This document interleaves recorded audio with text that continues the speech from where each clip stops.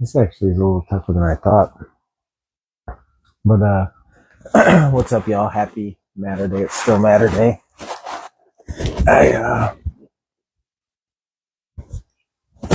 never really talked about my time inside and what led to that, what led to prison. Even though it didn't wake me up. I did learn quite a few things that here and there I actually pull from, because I did, when I was in there, go to boot camp, and I did AODA as well while I was there. But that's later on. So I'm gonna talk for a little while anyway. I'm not gonna tell the whole story tonight, but I'm gonna tell a little bit of it. I think maybe on Saturdays I'll start doing that. Get my door dashing done so I can share and kind of start, walking you through how all this came to be. So let me make sure Wi-Fi is on. Yes. All right. So let's see. That had to have been 2002. I want to say it was February 2002. I was deep in my addiction, to say the least. I was living up in Wapaka area and selling drugs, using drugs. Pretty much that was what my life was. I worked jobs here and there to keep everything going. And I just want to say thank you to everybody that hops on here and listens. I'm not going to talk. If I don't respond right away, I'm sorry about that, but I hope you're having a good night. Hey, Eric, I see yours now, but I'm just going to tell the story, and it's kind of going to be like story time. Because a lot of people wonder how all this came to be and where everything, the positivity and all that. So I get sidetracked easily and get back on track. Let's see. So 2002, I was living in an apartment. My daughter was on the way as well. Man. That would Kaylani. She's, older now. And when I was living in an apartment, barely getting by, no excuse. Selling drugs as well to keep everything going. And one night, it's probably about 11 o'clock. I get a phone call. Hey, come up here and pick us up. Bring us back to where you're living. We'll pay you $500. I'm like, oh, all right. Never considering consequences, never thinking it through. So I,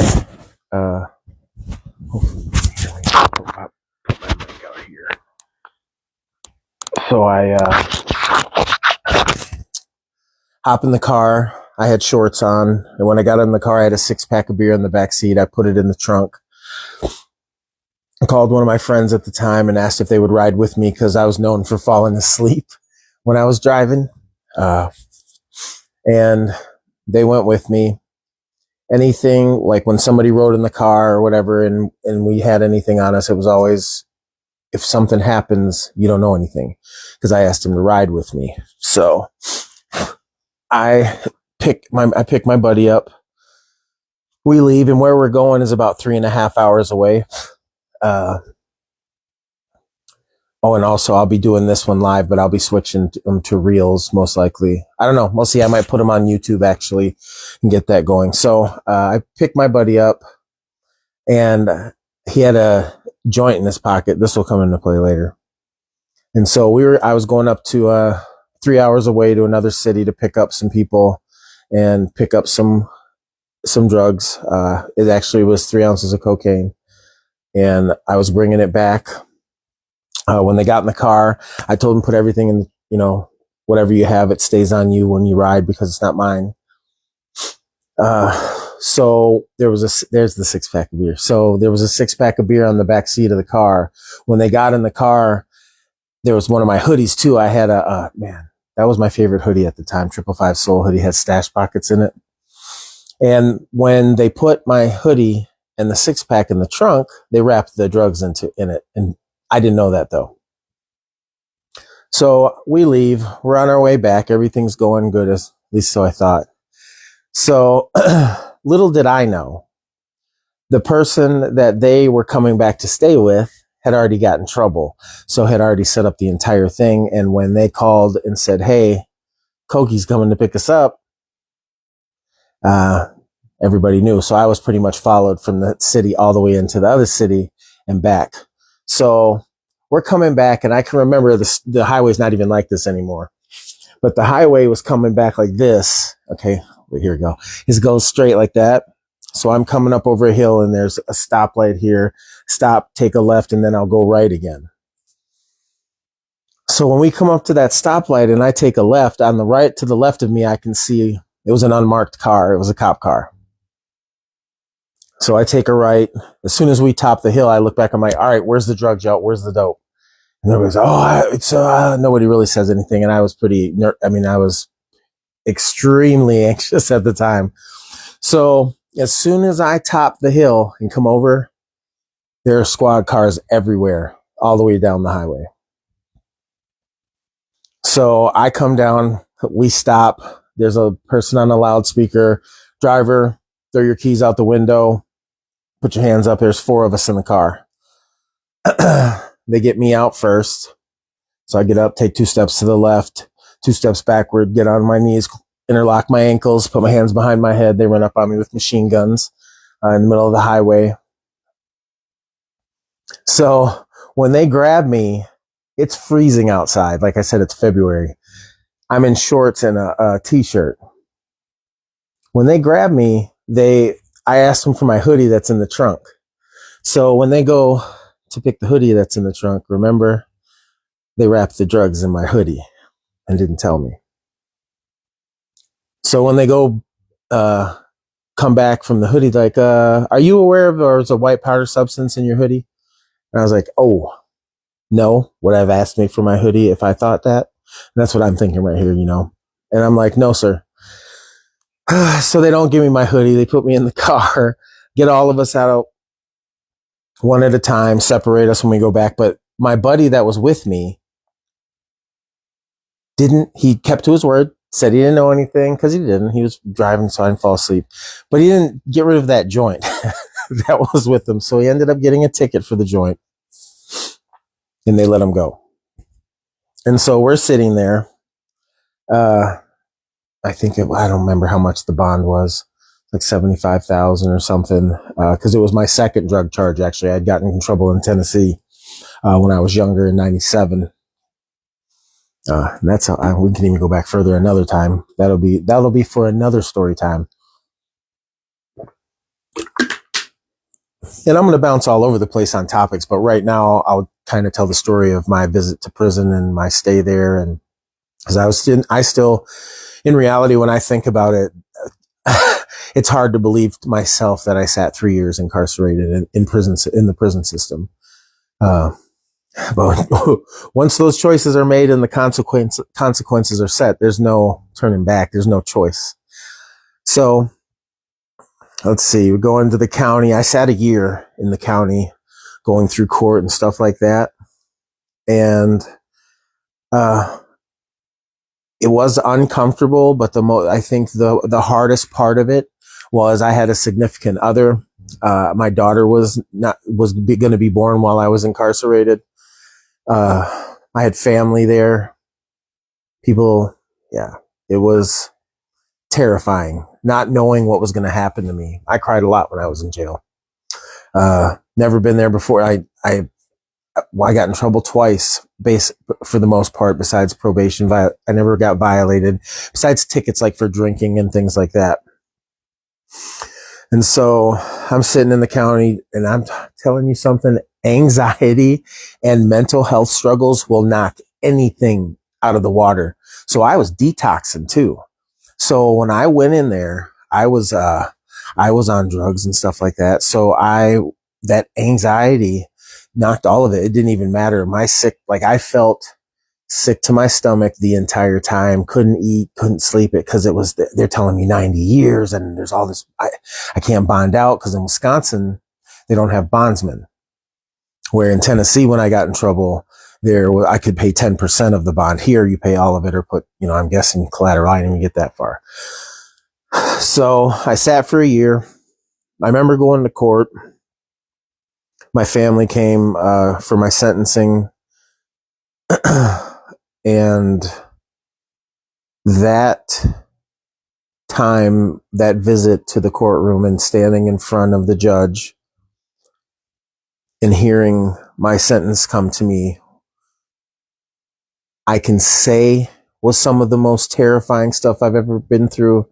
However, obviously it was not. My addiction had more power than that because I ended up getting in trouble again. So I'm standing there. They call me into the judge calls me in there. I don't know what my sentence is. I didn't have money for a big, expensive lawyer. So, judge walks in and, so everybody be seated. And the state of Wisconsin versus Koki Podwell's, I'm going to give you 8 years. And my knees got weak. Like 8 years. And I heard my mom, breath come out of my mom, my sister, my family members. It was like just grief and pain. The guilt and shame I carried with myself for so long because of that. Instead of standing up and working on what put me there, it was tough. And that feeling of being told I was going to sit 8 years was and just boom, it hit me like a ton of bricks. But in that same sentence, he said, I'm going to give you 3 in, 5 out with the opportunity for boot camp. So I was like relieved. Isn't it amazing to say I was relieved to have 3 years in prison instead of 8? Plus Tennessee, I was on probation from 97 when I got in trouble. I didn't even talk about that yet. I had 8 years hanging over my head from Tennessee. I was on the last year of it up here. And luckily, when they called Tennessee and asked, hey, do we want us to send you there? Because I would have had to go to sit prison in Tennessee for 8 years first, then come do the time here. So I would just be getting out of prison now. Actually, not just now. It would have been 10. Well, not just now, but a lot later. Luckily for me, well, I don't know. I might have needed that that education back then. Tennessee said we don't want anything to do with him. Keep him there as long as he's going to prison. We're good with that. So I get sentenced. And now I don't know if any of you have been incarcerated or have been sentenced to prison, but once you get sentenced, the bus is coming to pick you up. You don't know when it's coming. You have an idea, but you don't know. And so you're on edge or at least I was on edge the entire time. Like, oh, when are they going to come get me? Because I don't want to buy anything. I don't know what to tell my family. And, by that time, yeah, time doesn't sit still because I'm sitting still. Everything keeps moving. And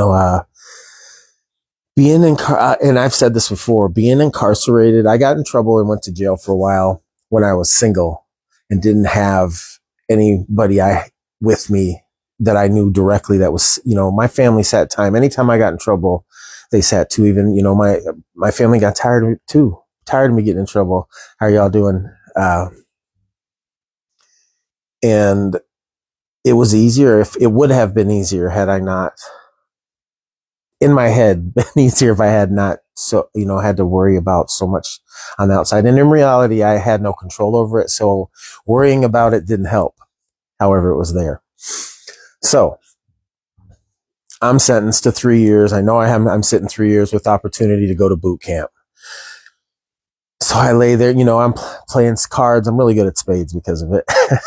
I didn't have a lot of money sent to my books. I didn't, not much. I played cards to pay for my stuff. And now on top of that, because I knew I was going to boot camp, I started eating. I cut out sweets.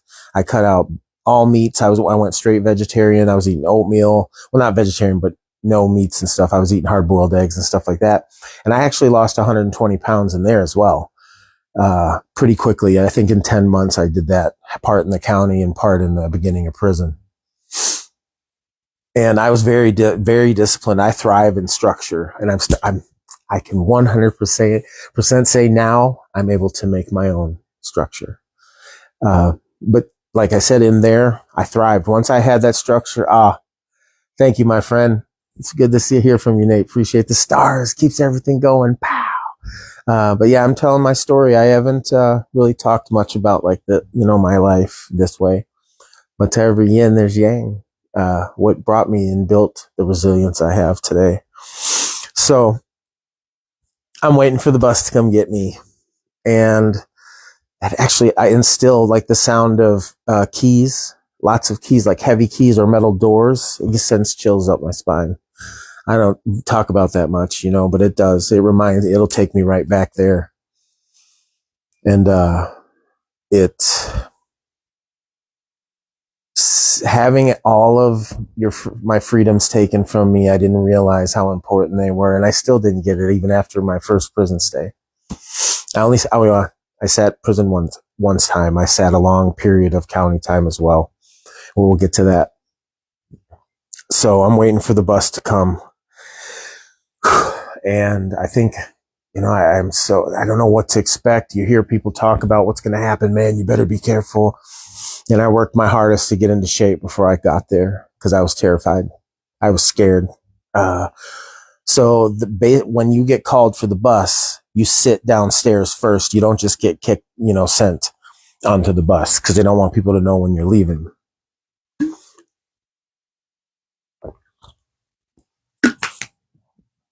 So they call me out. Podwells, pack your stuff. Let's go. Bring your stuff. So I'm, hey man, everybody's like, man, good luck. Take care of yourself. Hey, Podwells, take care. Like, man, stay up, y'all. Left my stuff in there. What I could take with me, I took with me. So they put me down in solitary, basically, to wait for the bus to come actually pick me up. Crying instantly. And once they locked me down and set me in there, thanks, Mom. Love you. It's good to see y'all today. Once they locked me down, it was waterworks. I was terrified. I am not kidding. I was a big guy. I'm a big person now, terrified. I ain't never been to prison before, sat in the county. All I've seen is Shawshank Redemption and all the prison movies. I was like, oh man, all right. Okay, I feel how to fight a little bit. You know what I'm saying? I can fight a little. I fought growing up. And, but I didn't know what to expect. That unknown, not knowing what's going to happen is terrifying. Like, I cried probably the entire night until the bus came and got me. And then when the bus comes, there was, I think, a few other inmates that came out with me. We had there's a box on the handcuffs that they send you on. And let me tell you something. This box that they put on you is so that you can't, maneuver or anything. Do you know who made that box? An inmate. Somebody that was in the prison system. But, who better to make something for somebody you can't get out of than somebody that's been there. So they go get on the bus and it's full. Inmates from all over. Get on there and keep to myself. Try not to look at nobody in the eyes. Because, don't look at nobody. Keep to myself. By that time, I was working out regularly. My diet was pretty much in check. Well, I actually had an eating disorder, and we'll get to that. Oh, it does. I'm going to bring y'all into it. You see me today? It did. I actually learned quite a bit. And all the way through. All of it was. I may not see it until later, but I do. So I get on there. Bus gets going. There's no windows. It's all, blocked out and stuff. And they're sending us to Dodge. And Dodge is intake. Dodge is where they decide where you're going to go. They look at your crimes and start to separate you and send you off to the prisons, whether it's medium, whether it's high level, minimum, whatever that may be. So, hi everybody, stopping in. Hey Miranda.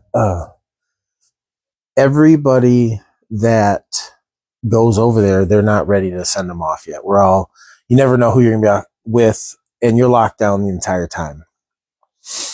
And I actually ended up with not the greatest roommate for a while. It was a fella in there, and I wake up one night and this person is dumping water all over the floor and just wiping it with a wet washcloth. And I'm like, what is, it's like 3 a.m. Okay. And now remember, at this time I was 2002. That was 23 years ago. So I was 20, 32. I don't remember. I can't do math right now.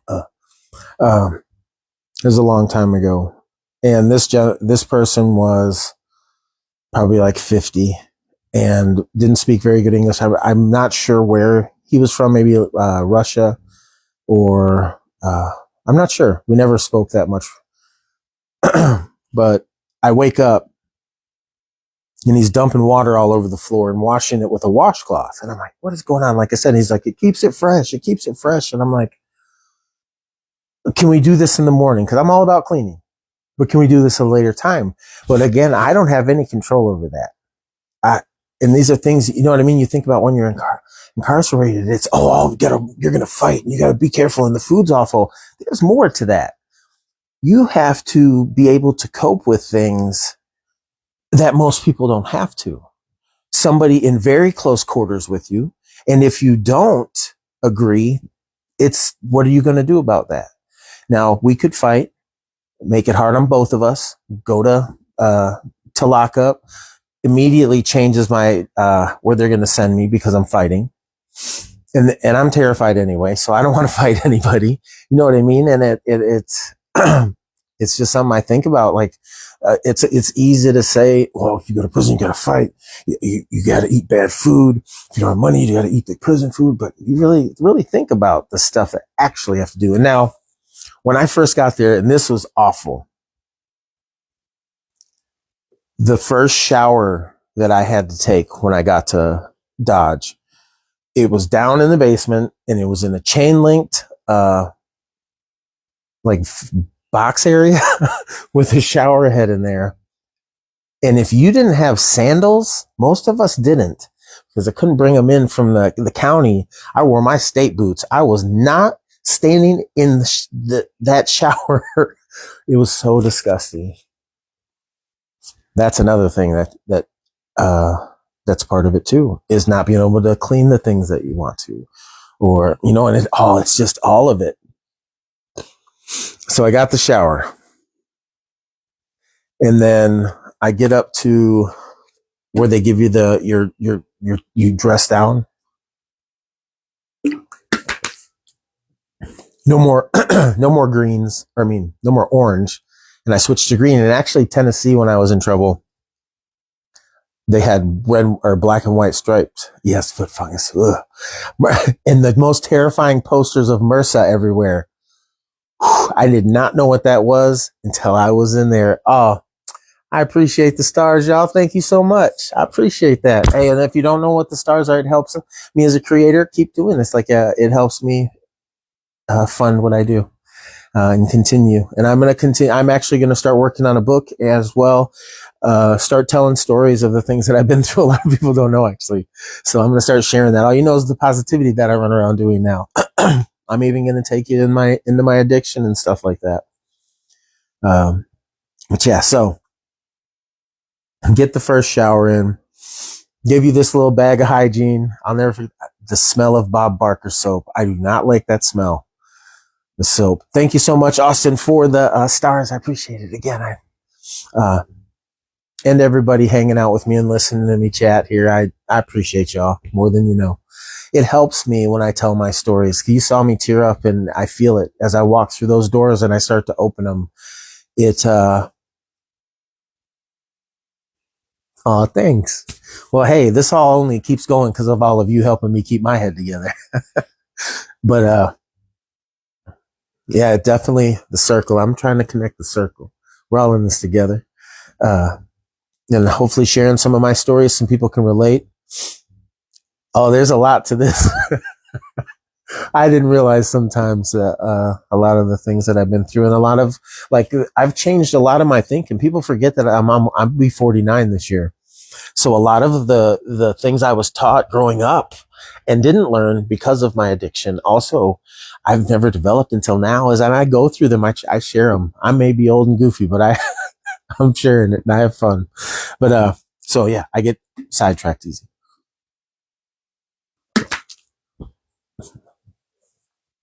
So we get the shower. They give us the hygiene pack with the little bitty toothbrush and all that stuff and send you up. And so the lady speed stick. Yep. Or the green right guard. So then they give me the little hygiene pack. I go up there and basically all night people are yelling in the vents and rapping. I wasn't a great freestyler back then. At least I didn't think I was. So yeah, there was always rapping in the vents, people hollering back and forth, yelling, people getting locked down because they're fighting. Cause this is people like me that never been there before and don't know how to, handle their emotions. And I coped. To be real with y'all, I don't even know how I made it through prison. Like I kept to myself. I worked out. Maybe I think a lot of it could be because I worked out all the time. I was very focused on building me physically. I didn't work on my mental that much. I struggled quite a bit, but with a book, like I did AODA in there. We'll get to that though. So I'm going to stay focused. So I'm at Dodge. I think breakfast was at 5 or 5:30, and very quickly, I became a fan of brushing your teeth before you come to breakfast. Cause, everybody's in there and yeah, it was tough sometimes and never ate there. So this type of eating was like high school, but with a whole lot more people. And it was terrifying because you didn't know I didn't know where I was going. I was young back then in my mind. So we get the food and start eating and classification. That's the word I was looking for. So we go back up to the cell after we eat. And then they start you get called down to education. They ask how far your education is. You get testing. Let's see.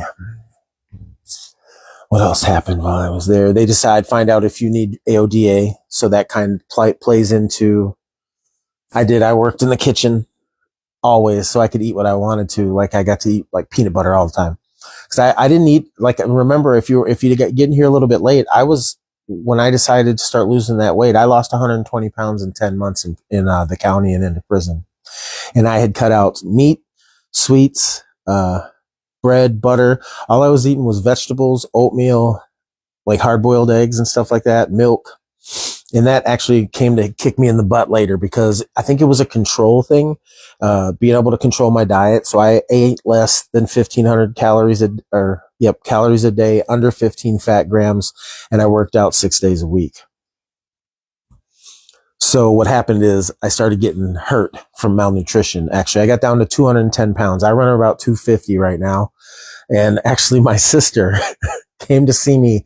So this wasn't at Dodge. She didn't come see me till later, but this is funny because I'm telling this part now. So she comes to see me and she walks up. She goes, "Cokie, you look like a lollipop." She goes, "You been smoking crack in here?" And I said, "No," but I didn't realize how skinny I was getting because again, that mental, I think the losing the weight and controlling that was my way of coping with being in prison. Cause pretty much every time I've ever been incarcerated since, or in jail, I work out nonstop. It's my thing. It's how I stay focused in there. And it is now too. My physical fitness is a big role, but understand the positivities above that because I didn't realize that before. And that's how I ended up back in the same hole I was in the first time. But anyways, moving right along. So we go through our testing and classification. And actually, when I got my first, STD test in there, I had never gotten one up until then, and waiting for that to come because I didn't know. Whoa, I don't ever do that again. Whew. They shot it under and my cellie was like, they shot in the test results. I was like, all right, look for me. And it was all good. It was good. I don't know. I thought that might be funny.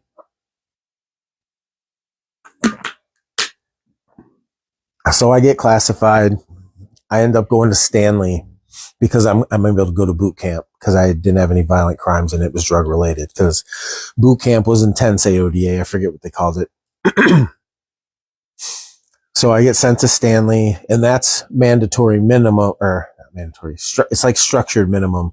So you couldn't go work outside of the camp, but you could work on site, and you had a lot of rent freedom to move around in there because the prison was just being built. Stanley is now a medium facility, I believe.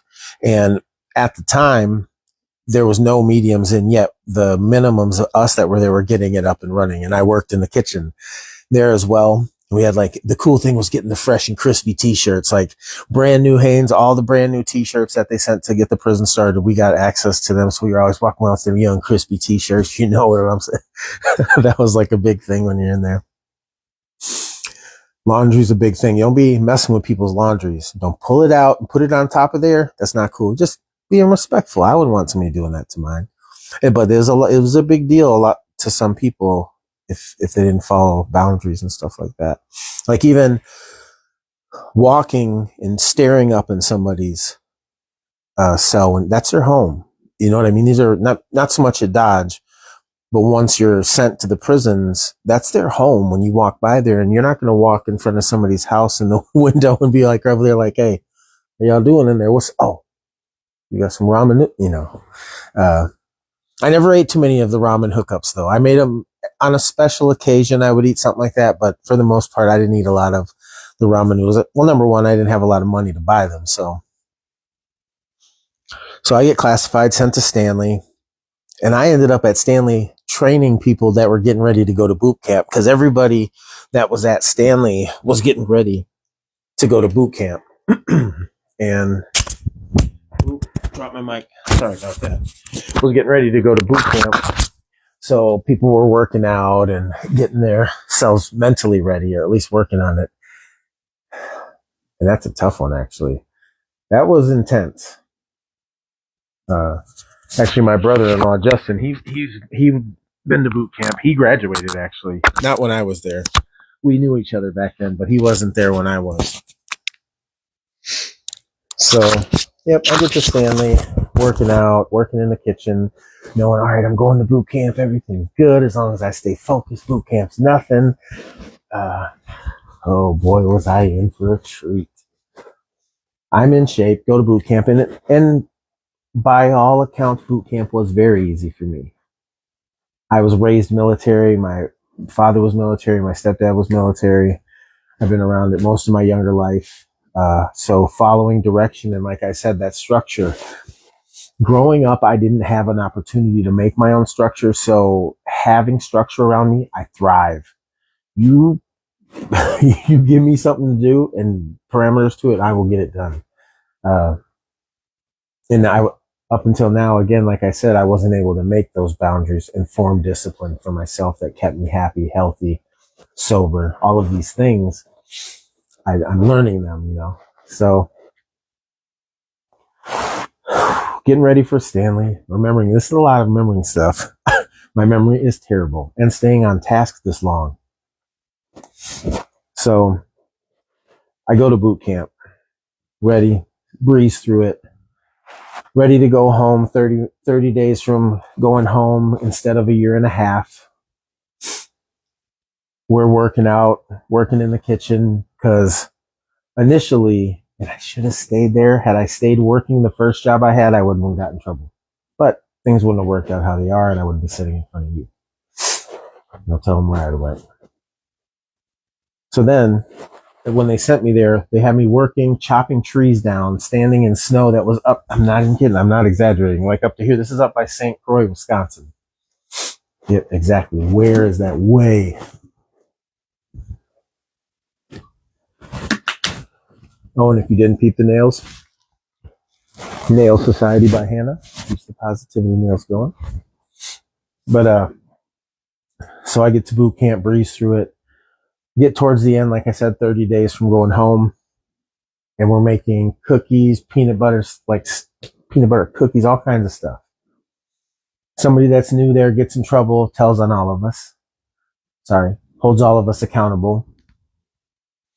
When they call us into the rooms, 2 of us are in tans, and when you're in tans, it's phased. So first, second, third phase, you're ready to go home. You get to wear khakis, get to go out like to the dentist and stuff like that. Oh, I'll tell that story. I went to the dentist inside, not when I was there. So they questioned all of us. Did you make cookies? Were you doing this? I lied to them. Thought I could get over on them. Ended up kicking me out, send me to the county jail. I had to call home and say, I'm not coming home anymore in a month. I got in trouble for making unauthorized food in the kitchen, and when they asked me about it, I lied to them.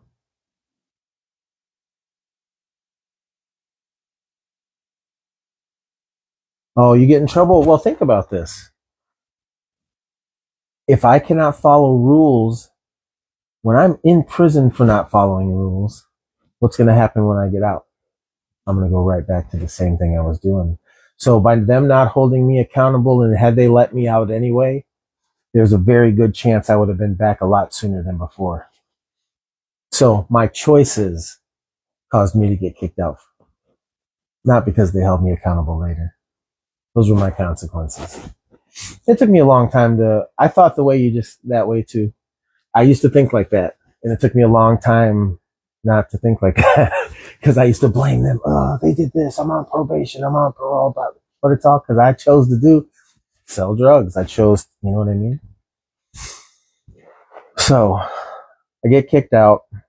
I ended up going to Jackson. That phone call, though, it sticks in my head. I'll never forget it. It was when my daughter was young. I could hear her crying in the background.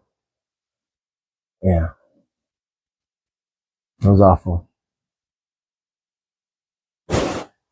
So I go to the county. Oh, and this is a pretty funny story, actually. So I get sent to St. Croix County, kicked out of boot camp because I'm a goofball, kicked out of there for literally I lost all the weight and then get kicked out for eating cookies.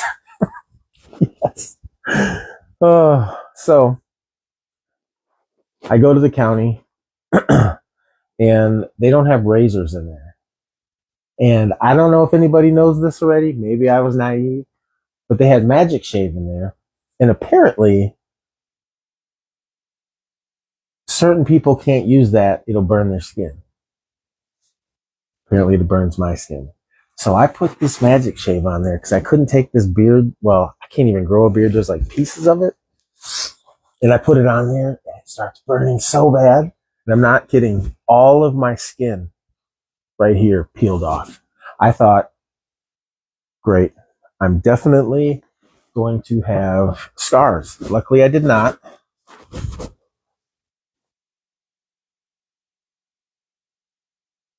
There we go. I have a cool new light. This was donated to me from my friend in the community. So yes, I lost my train of thought again. Oh, I burned my face. So when they send you to St. Croix County, you're there for a little while, and then you get sentenced they send you to prison again. Well, after Dodge. So after I was at the county, they sent me to Dodge because then they classify me again because my classification changes because that was a major ticket for lying about the cookies. It's stealing. I was kicked out for stealing food. It sounds funny, but it's really the principle of it. I can't follow small rules like that. I can't resist a cookie. I definitely have not learned anything while I was there. And I'm not even kidding you. They probably were upset because I cruised through their program because it was easy. When I have direction like that, it's easy for me. I can follow it and stick to it. If I have to do that, like I have no choice, it's on. Like I used to wake up before. So I didn't even tell you all the stories about boot camp. Let me tell you all some boot camp stories. So I would have some really good ones actually. Did you know that I was at boot camp when they had the first females come to boot camp? Oh, it was delicious cookies. But I was there when they came and the news was there. So when you get to boot camp, anytime you move anywhere, if you run behind a ma'am or a sir, you have to go by your leave, sir, or by your leave, ma'am. If there is 3 ma'ams and 2 sirs, you have to go by your leave, ma'am, by your leave, ma'am, by your leave, ma'am. Excuse me, sir. Excuse me, sir. And you have to say those. You can hear I'm already going into boot camp mode. You have to say it fast. And then on top of that, you have 60 people screaming this as they run around because you have to double time everywhere. And if you don't, you hear front leaning rest move, and you got to drop down into push-up position. So anytime you talk, so I would run up, when I'm standing there, I'd run up to the sergeant and say, "Sir, inmate Podwell's requesting permission to speak, sir." "What turd?" is what they would say to me. "What turd?" Yeah, you make a number 2 head call or number 1 head call if you had to use the restroom. And that's how you had to ask questions. You had to scream. I forgot about all this. And you had to do, I was actually on DNC squad. I got to march, like when people graduated the program, I was able to march in them. Now, going to the education that I received there, like the AODA programming, actually was really good.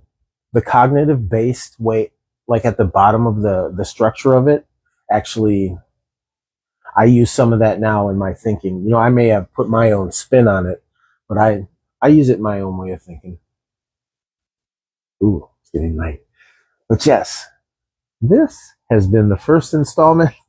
I'm going to just take y'all through my my prison stay, and then we'll move on to other parts of my life and stories, and because it builds up, really, it leads to everything that I am doing now, because in some way, shape, or form, what I went through at boot camp made who I am today, and some of the structure and the discipline that are in place in myself, for my boundaries and way I do things.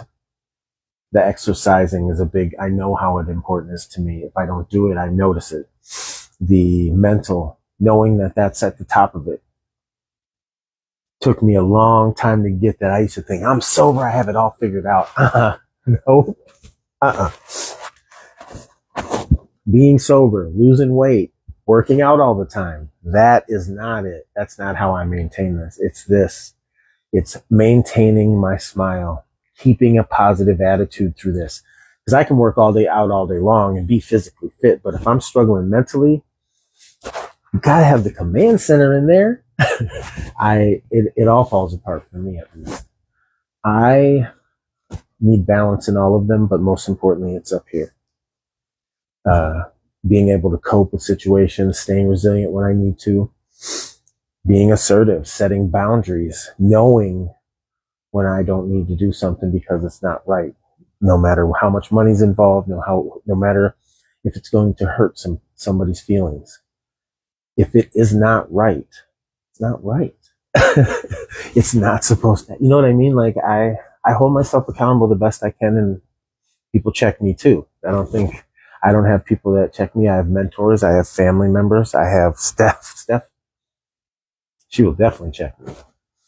But yeah, I'm going to start sharing these things and really let y'all in. But yeah, I'm going to hop off here. I'm actually tired. It's been a long day. I got to get up really early, probably like 5 a.m. But y'all have a wonderful night. If you're out, be safe, have fun. Remember to smile. Remember to take care of yourself. Remember that you're awesome. And I hope you enjoyed listening to me talk. I really never knew how to do my lives like on TikTok. I don't do battles or anything, and I like to freestyle, but I don't sit there and freestyle comments. But I'd rather just talk to y'all. If you're interested, I don't know. I'm thinking about maybe focusing to YouTube and get my YouTube channel going. The Positivity Foundation. No, I'm always open to comments. I'm always open to feedback. Let me know, positive or negative. I can grow from all of it. But y'all have a wonderful night. Thanks for hanging out with me. Much love to all of you. Inside, a little bit. We'll get to that. To be continued.